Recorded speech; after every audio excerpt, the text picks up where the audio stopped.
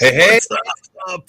welcome everyone for another episode of I Must Ask You a Question with Jen, James, Joey, and our special guest this afternoon is OG, Mr. Scout OG himself, Michael Sanchez. How's everybody doing? Go. Can you hear me okay? I know the internet's been a little bit weird. Okay, good. We're full of baloney is what we are. Yeah, it's a crazy week here. We're doing our Indie Comics Week with our partners Whatnot. So there's like multiple shows going on per day. There's a show going on right now. We call it the Trathy Show. It's with Kathy and Trevor and the folks at Tanya and Tony from Comics on Coffee are doing it as well. Oh, Michael's gone. That was a really quick, short appearance by Michael. What happened? He's gone. So how's your week going? Both of you, Joey, Jen, how you doing, Jen? So busy. Is it? Joey's so busy he didn't get to have breakfast yet, so he wins. Yeah, this I did breakfast have breakfast. champion. What is that? An shirt? Champion here. Yep. Like old person breakfast. It is. Yep. Michael, you're back. We lost you for a second. I can't. I'm having a big amount of trouble hearing you guys. You all sound like you're going in super slow motion. Well, it's very bad. What is like if I talk in slow motion? It is the craziest thing. I want to say that I can understand what you're saying, but y'all sound normal to me. Oh, okay, gotcha. That's how your brain works, huh? Sometimes when I talk to a couple of my Bluetooth in my car is really weird. So sometimes when I'm talking to like David, our co-publisher, I turn into Robot James, where it sounds like a robot. I wish you could hear what I'm hearing right now, but it. try taking your iPods out of your head. We're not. Maybe it's my AirPods. AirPods. Yeah, that would be really weird if it was iPods. Better? Try now. Let's see. Speak. Say something. You sound better. No, you still sound like a slightly deranged version of Satan. Well, anyways, what is that in the background you have there, Jen? What is in my background? I got a bunch of G.I. Joe randomness today. No, but the other side. Oh, it's my Dalek. Protects me. Oh, it's your Dalek. That's what it is. I'm like, what is that? Is that like an old school sound system? I love it. Oh, I guess I could see it. That would look right. Yeah. Like your old school, like your record. He's plunge you to death. That's it. That's very cool. Did you do I see a solar flare there. Was that a solar flare title box? It is. I got my solar flare title box representing. Yeah. That's awesome. I can't believe you guys can actually make solar flare title boxes. I feel like there's not enough of those issues around you can possibly do it. Yeah, those are the last of them. Oh, Vlad Dracul. That one's so pretty. Yeah, they did such a good job. The designers that we have doing such a good job. I've waited to open this treasure. What's this? I don't know. Is that from us? Oh, I think those might be. Well, I don't want to ruin it. Let's do a grand like an opening. I'm pretty sure I know what it is. Is it a legacy edition, maybe? I think so. Ooh. Have you seen the new one? By the way, Joe, you see that Fantastic Four you have in the background? When you posted about it, I literally bought it. It's so awesome. Oh, is it? But it's the giant book? One. Yes. Yeah. The giant freaking dude. It's cool. Freaking awesome, dude. My brother actually gave that to me for Christmas, and he's like, I got a second one, dude. So I think I'm going to grab a second one and maybe do like a giveaway with it or something. Oh, very cool. So I don't know. Maybe we can. Maybe I'm gonna do something on Wednesday Warriors and because it's huge. It's like when you open it up, it's an actual entire collection of the full run, and you open it up, it's huge. It's like a freaking as big as a coffee table. It doesn't fit anywhere. I know that. No. It's like next to my coffee table. It literally, I put it there, and then I sometimes when I take it down, like I literally just put it up for stream. And then I lay it down flat because I don't want the binding to rip. Yeah. Yeah. So what is it, Jen? The suspense is killing me. I know. Well, it might be the end of the show before I get it out of this box because it's packed so well. I know. The girls of Scout HQ, as they call themselves, just absolutely are impeccable with their They packing. outdone themselves this time. It's like a fortress.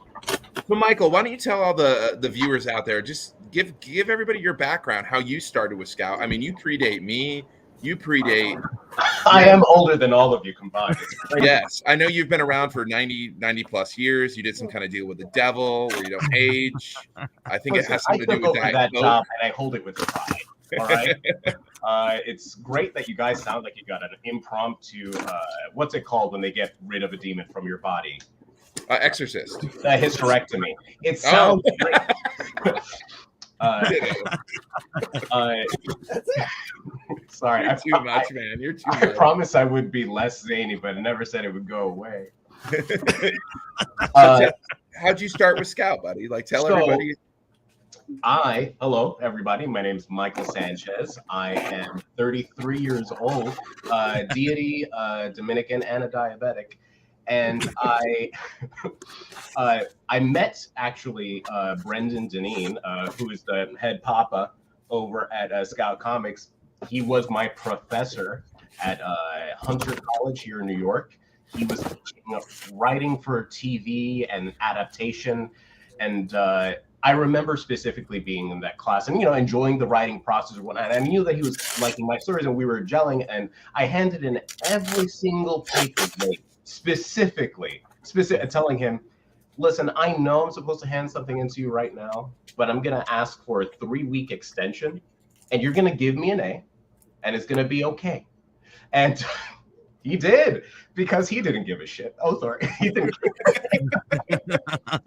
But then soon after those classes, he invited me to help him out at his booth at Comic-Con. And at the time, it was under a different name. It was under Art and Entertainment. And it was just like, hey, I've got these books. And I gave the books one look, and I said, no, you don't. And then I went into his catalog, and I started going in, seeing what books out there weren't cool, were stories worth telling. At the very least, had a very striking point of view. That was kind of my foot in the door. I started speaking to way too many people at Comic-Con. Just getting the 411 on what people wanted to hear, what kind of stories they were talking about. And that's kind of where I started getting my feet wet, my gills moistened with regards to story development. And generally, my love for writing was reignited, because it wasn't like it was off before, but it was definitely in its embers. And I was developing stories, as Hayek is well aware. I've been developing something for a very long time that's very cool and way too involved. But my main joy is finding stories. And if somebody has stories that they have an idea for, I listen to it and I tell them what the story they actually want to tell is. That's kind of. And you found a couple of our first offerings. I mean, you were the one who brought Once Our Land with Peter Richt.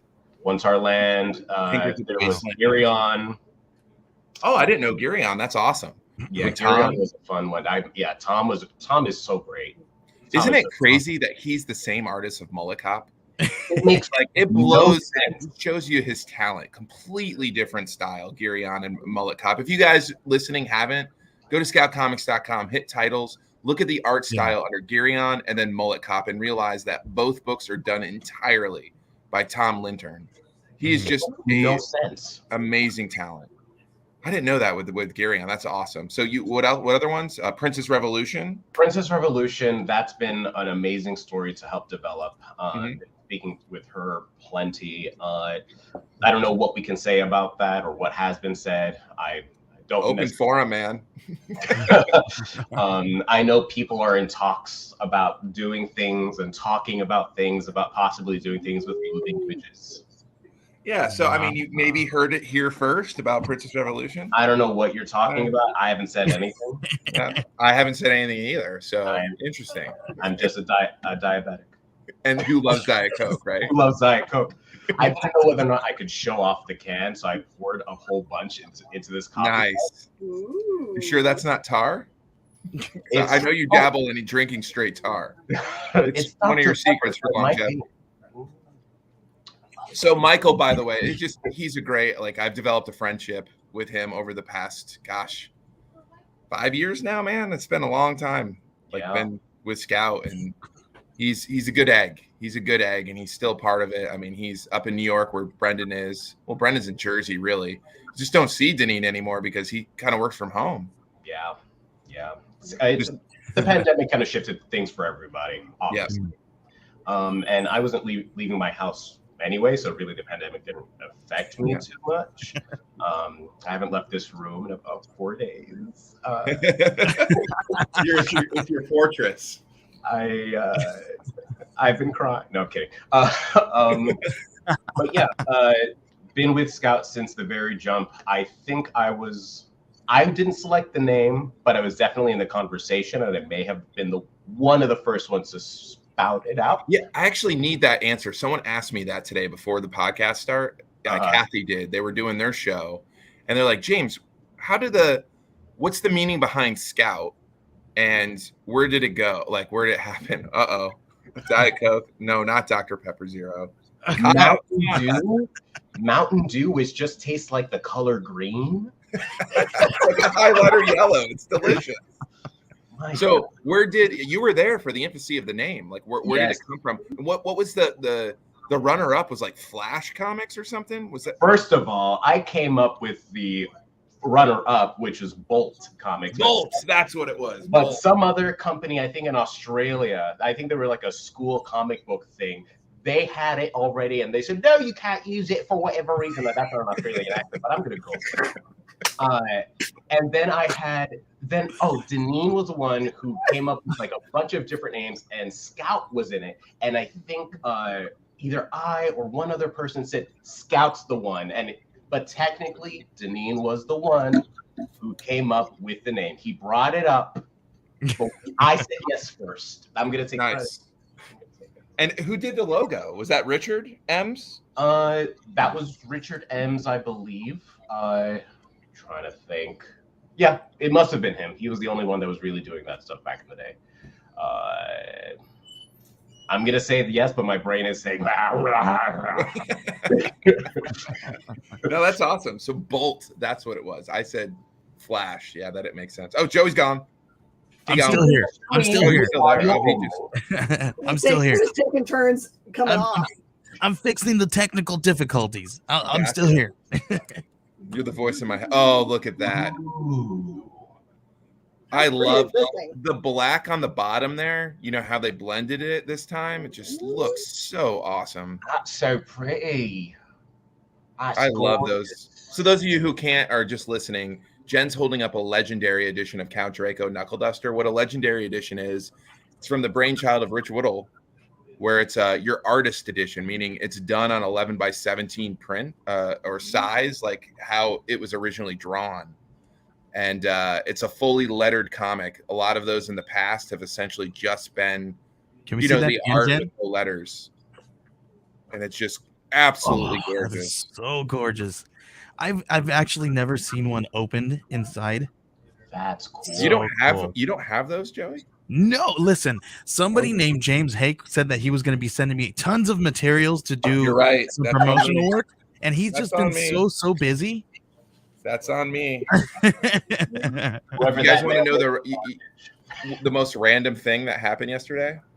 So we order a lot of packing supplies so we can get our comics safe to you, the consumer, and of course to our store partners like Jen King.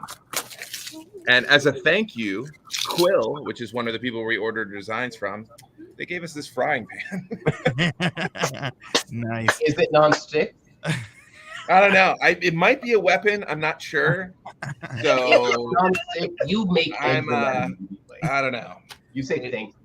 It's an evolution. So much like a white elephant gift. I can't even. Oh, this is totally going evil Santa. Like someone's getting this, and maybe something to cook, like this green highlighter. Listen, listen. I'm hungry. Yep. Let's crack some eggs. Let's do it. A lot of exciting stuff is happening just in the Scout world. Like today, the phone calls that I have. Woohoo! You see, it's the exact opposite for me. The second I get a phone call, I start wondering what I did wrong. And just I can't name drop. Yes, Quill is sending zombie apocalypse stuff now. They sent me a survival kit. Like, yeah, There you that might be something. They might know something. That's a good point, Kyle. Sending gifts, interesting. And they sent me these too, which was kind of random. BB-8 Valentine pencils. There you go. What are the two gifts? Like, are you sure that those weren't supposed to go to like Mima or something? I don't know. Nana should have went to Nana. It's Janice Hake. Yes, Janice Hake. So, let's talk new releases here. We haven't had any new releases, but starting next week, we had Cult of Icarus hit shops everywhere today. No, that was last week. Yeah, well, for Lunar now, or for Diamond now, Lunar's hit shops every day this week. Oh, this today. You see, that's the problem having multiple distributions. You have multiple release dates. You know what's crazy is we send them at the exact same time, and technically, Lunar is closer to us than Diamond, like their warehouse where it gets distributed. Mm-hmm. And I think the difference is that the truck has to go through Atlanta for Lunar, and it doesn't have to go through Atlanta for Diamond. And apparently, Atlanta, if you're a truck driver, like that's like the black hole, the Bermuda Triangle of drop locations. So yeah, it's interesting. But yes, Cult of Icarus is absolutely gorgeous. We tested our new cover supply. Have you seen those, Jen? For Cult? Yeah, they're gorgeous. Have you felt the cover? It's like the super matte paper that I'm absolutely in love with, and I can't stop raving about. Now, not all of our books are going to be on that because of the paper shortage, unfortunately. But when eventually, knock on wood, it goes away, the paper shortage, and we get back up to speed, we most likely are going to go back. Like our trades are going to go on that for sure. We did that with a Black Cotton trade, which is, I believe, hitting next week. We did it with Action Tank. Did you get those Action Tank trades in yet, Jen? No. They're awesome. Like, I'm super excited about them, the little tiny ones. Yeah. You'll have to take his word for it. But starting next week, essentially, we've caught up. We found paper, as I like to say, like 3 weeks ago, and I was very, very excited after not having paper for multiple months. Yeah. Months, really. It's weeks, actually. But yeah, we're going to be having like 6 to 8 Scout comics coming out for the next like 6 to 8 weeks. Ooh. So it's catch up and the books that were supposed to be released in December, January, and February. So the supply chain issue is absolutely real. We figured a way past it, and it's wild. So I have a question, and it could just have been an oversight. The last solicitations that you guys made for retail, the trade paperbacks did not have the 26 pack. So I might have not ordered them thinking that they were eventually going to show up as an offering. Is it because of the paper shortage that they didn't do it? Okay. Yeah, it's coming back though. I'm actually working on it because I didn't do one last month because there was nothing to distribute, which hurt my heart. You know, it's a lot of work to do that retailer package. I don't know if I've ever told you, Jen, or anybody, but man, I do it, and it's like takes me 6 to 8 hours to write everything up and to implement it and put it into our Shopify platform. But it's going to feel real good to actually get back and to do that again because, gosh, I've been doing it for it'll be 2 years in July when we started our retail direct program. I have to say, as a retailer, I am super thankful that you guys kind of like led the charge on that because I think that's the way it's going to go. You think so? Yep.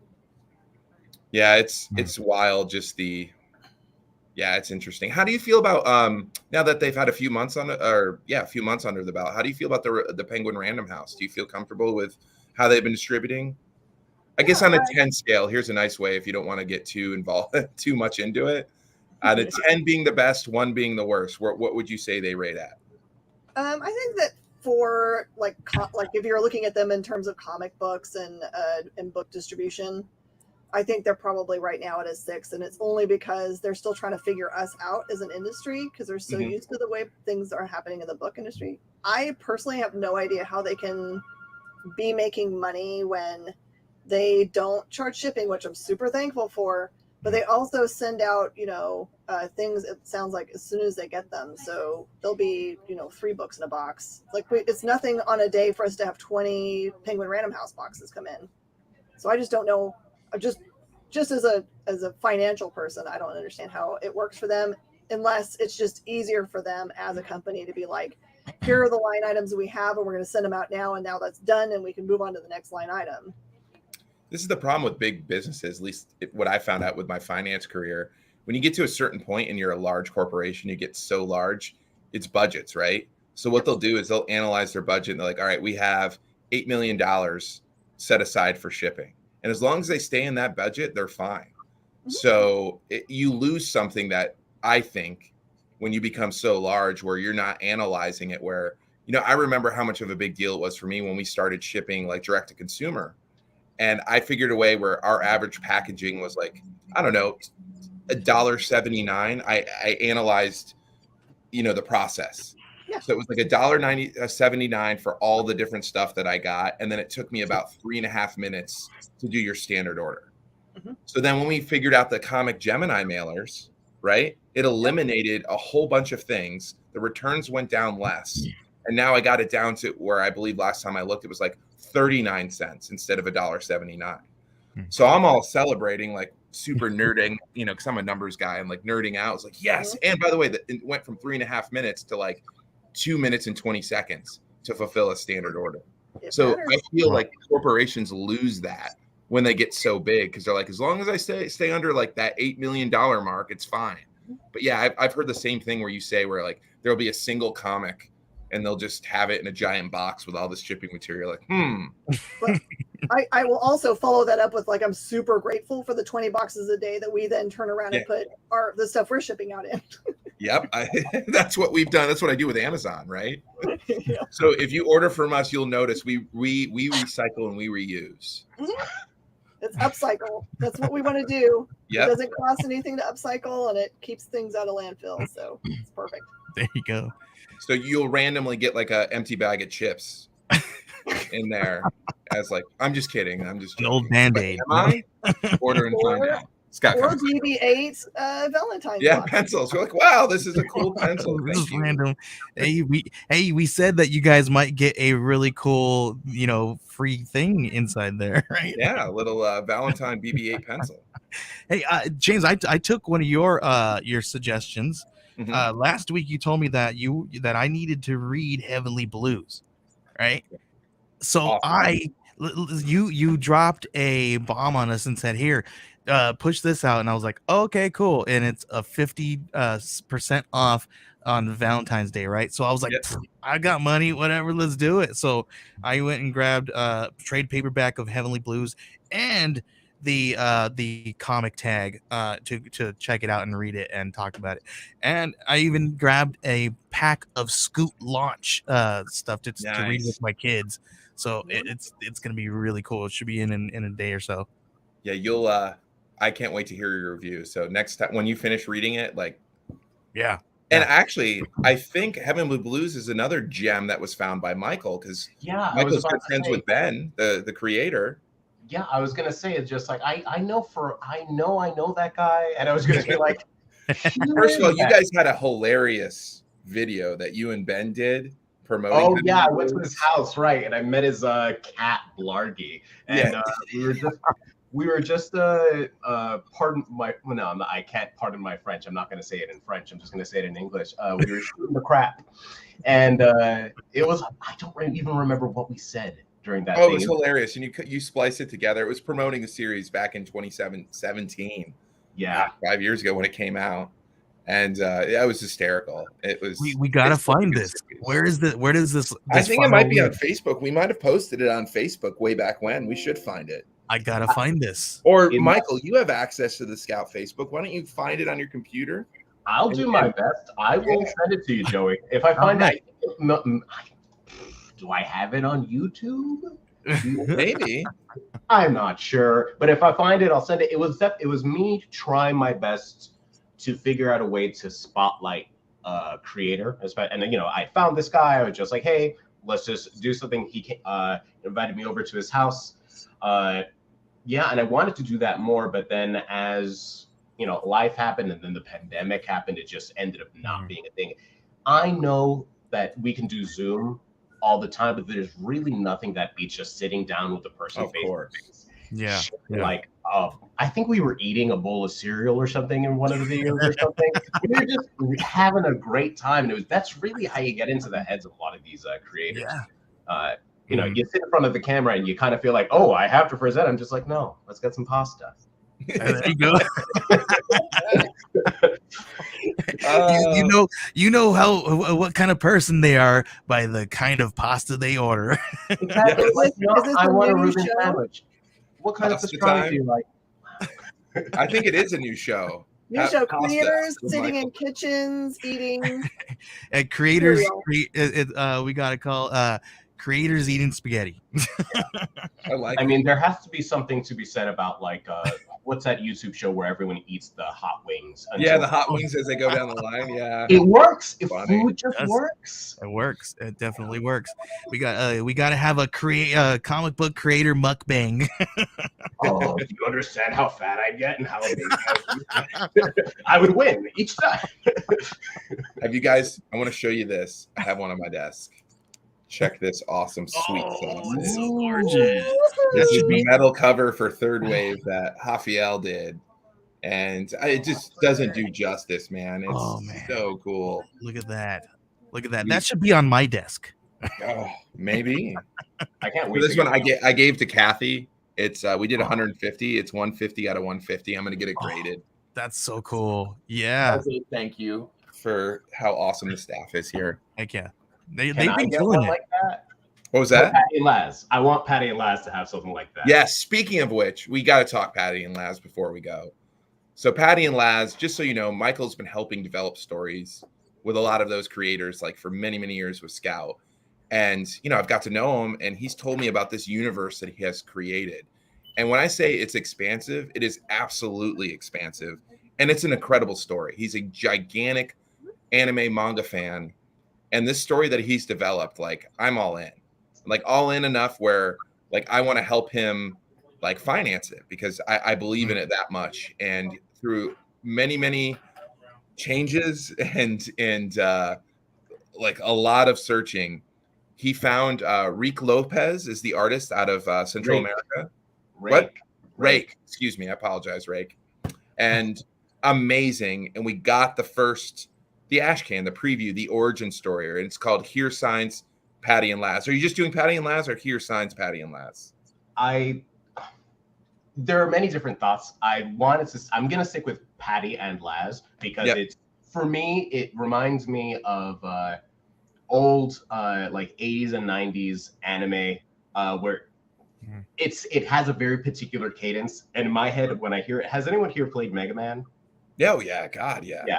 So it's just like Mega Man, Patty and Laz. Like I hear like a morning cartoon kind of. I hear peanut butter and jelly, and which is delicious. And I haven't had lunch. Joey hasn't either. So, but no, it's good. Like it does roll off the tongue better than Here Signs. You know. Part of me, I'm a big fan of subtitles, or at the very least of having things change for different arcs. So has anyone, I'm just going to talk about anime for a bit, but I will talk about Patty and Laz. Anime loves a subtitle. So for instance, the new anime that's out, Demon Slayer, each arc has its own subtitle. The Mugen Train arc, the Swordsmith Village arc, and so on and so forth. And part of me wants to do something similar with Patty and Laz. So every arc that comes out, one's going to be focused on a particular contract. So Here Signs. Another one might be focused on exploring a certain portion of the past. So it might be like Remember Me, and things of that ilk. So that's how I'm kind of flowing with that. I love that. Mark my words, guys and gals. Like I think this is going to be a huge, I just think it's going to be absolutely huge. And I want to help Michael get it into the world. And yeah, I'm putting my money where my mouth is because I want to help him develop it. And what's the log line on that again? Patty and Laz is the story of a brother and sister who are searching through their own memories in search of their own power and legacy.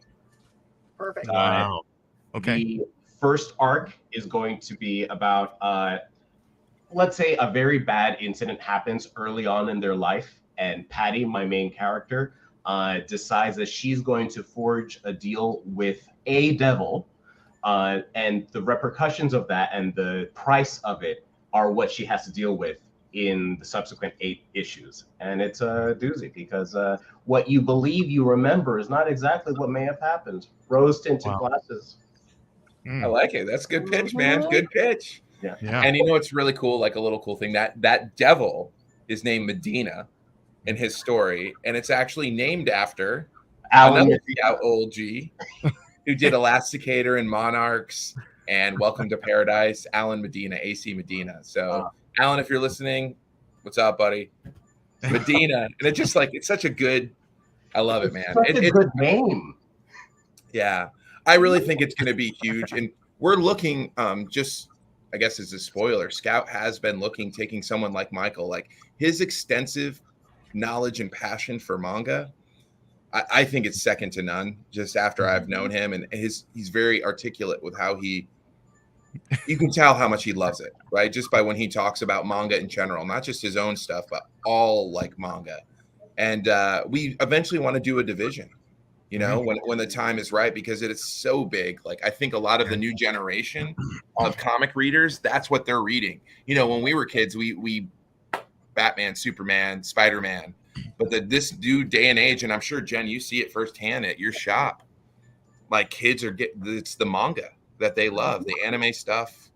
And yeah, I think there's a strong market there. And I also think there's an opportunity. I go back to say there's Moneyball approach, where just from what I've learned from Michael and the research that I have done, that there's not a real, like with Scout, the reason why we've grown so much and a lot of other independent companies have grown is because I think at the convention level and at the independent level, the big boys, including Marvel, Image and Dark Horse, they were not seeing this indie comic revolution that was going on.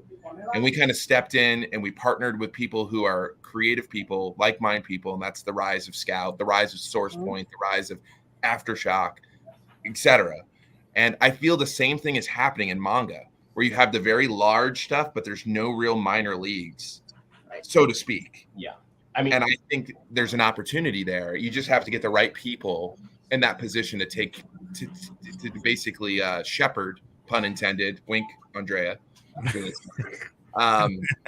help out, you know, and to have those voices that aren't being heard, you know, giving them an audience.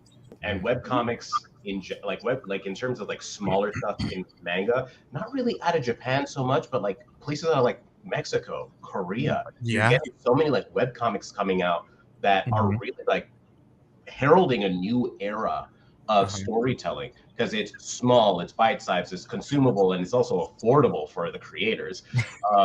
Because if anybody who works in the industry knows, comics are hard.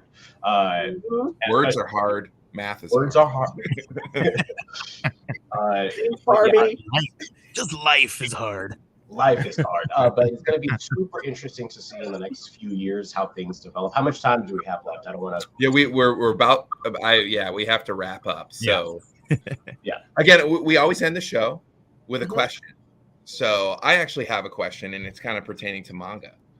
So I'm going to ask each one of you the same question. If you just shoot off an answer, what is your favorite manga? Mine is Attack on Titan. Like, I love it. My daughter got me into it, and that one's my favorite. Joey? Manga? I don't know if I've ever read manga, but if I can stay in the same world, anime, Cowboy Bebop all day long, and Akira. Okay. All day long. You're a manga. Do it. I know. I need to. I've always wanted to read Akira, but I've never sat down and did it. Oh, they have an amazing box set. I'm sure Jen has it at her store. The Probably. Akira box set with all of it. No. Yeah. Like, You don't have that? we can't hold on to anything here. Yeah, that's true. What about you, Jen? I'm an old school girl, so I started back in, this is not early days, but for me, early in the 90s, I started with Vampire Hunter D. So I guess I have a thing for guys with big pointy hats and mouths in their hands. Michael? So hard because there are a lot. My favorite, all-time favorite, in terms of world building and everything, One Piece. One Piece. Oh, My God. daughter's super into that. I haven't read that one. She's super into it right now. I just got her the first That 2 thing is volumes. over 1,000 episodes. Yeah. Wow. It's so good, and it's the best-selling manga / anime in the world. It outdid Batman, I think, last year for Wow. all-time sales, which is crazy. It's something coming from Mind-blowing, right? a singular writer and small team, and versus Batman, which is its own, that thing. But in terms of my favorite anime right now, it has to be Demon Slayer. Demon Slayer. That's the most popular from what I hear. Now, just a little caveat on mine is I have it sitting when I find the free time to actually read it. I got Chainsaw Man, and where I learned that Chainsaw Man because it's crazy the concept of it. I actually learned that at the last live Comics Pro meeting over breakfast when Viz Media did their little presentation. Jen, I'm sure you were there for it. They do the large breakfast Comics Pros, the meeting that's next week, and that's where I learned of Chainsaw Man. And when the woman who was doing the presentation, she was going over, I'm like, I gotta get this. This is insane. And they showed like some pictures of it. Have they made an actual like TV show? The anime is going to be coming out soon. They did announce it. I'll send you the trailer for it. It's one of the most beautifully animated shows I've ever seen. It's just a preview. I'm like, the hell? And then you see the comic and just like, this looks great, but that looks insane. Yeah, the comic is. I started maybe like a quarter of the way through the first volume, and it was really, really fun. Yeah. But awesome. Again, thank you guys for joining us. This is I Must Ask You a Question with Jen and James, and we'll see you next week. Same bad time. Actually, I may or may not be. Michael, you maybe want to fill in for me because I'm going to be out of town on a family reunion thing. But again, hope everybody has a great week. I'll definitely be here. Woo-hoo!